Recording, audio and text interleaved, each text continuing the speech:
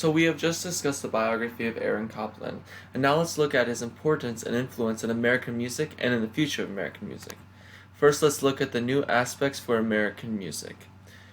His main idea, Aaron Copland's main idea when looking at and composing American music, was encompassing all the elements that make America what it is, America, and combining all those elements into his music.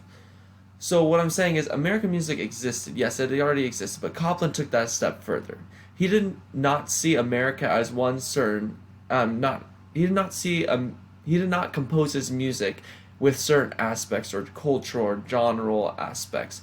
No, he decided to take all of the ethical genres and aspects that made up America and that were found in America, and decided to combine those together.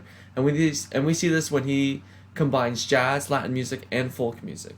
See, it's not directed, it's not pointing at one group or one type of people. No, it is pointing at as many people as possible to the whole American society. This is seen in the Great Depression when everything is not going well. You have the Italians, the Chinese, Japanese, Americans, all these different groups, the African Americans, all these different groups struggling.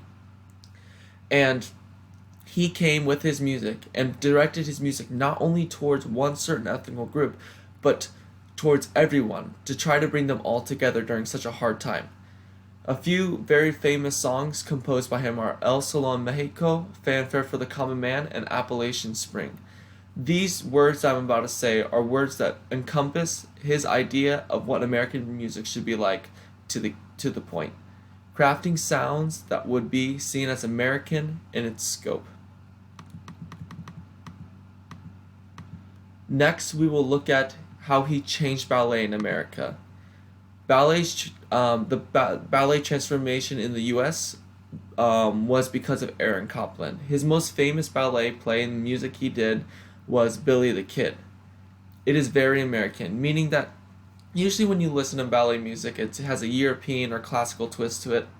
But this was music from America and wording from America. And it's more upbeat because it has a polyharmony, it has polyrhythm, which means that it's more than one harmony, more than one rhythm. It's a little more upbeat. And even this music was accompanied famously by Fred Astaire, who was a great dancer in the U.S., an actor in the U.S. So they're more upbeat, and this is seen also, especially in the cowboy songs that were composed by him. After he made this music and composed this music for this ballet, this new model that he had created, this new type of music for ballet, became the model for ballet music in the U.S.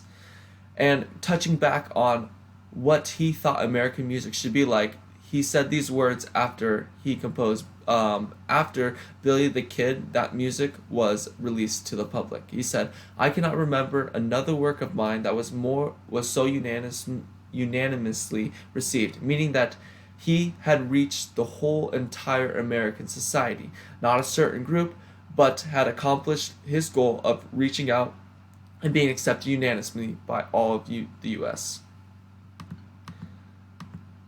Lastly, we'll look at his effect on others. Remember, not only did he compose music, but he also was an instructor in music, and that is why he's called the Dean of American Music. So, as I said again, not only did he compose music, but he also helped influence, teach, edit, and form organizations that would allow American music to even grow higher in this in the hierarchy of music.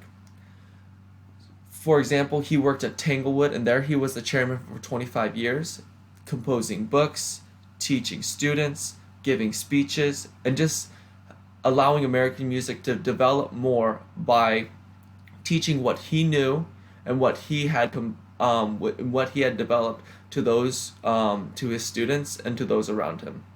This allowed his new style to be learned by the world and to be built upon in the making of future American music.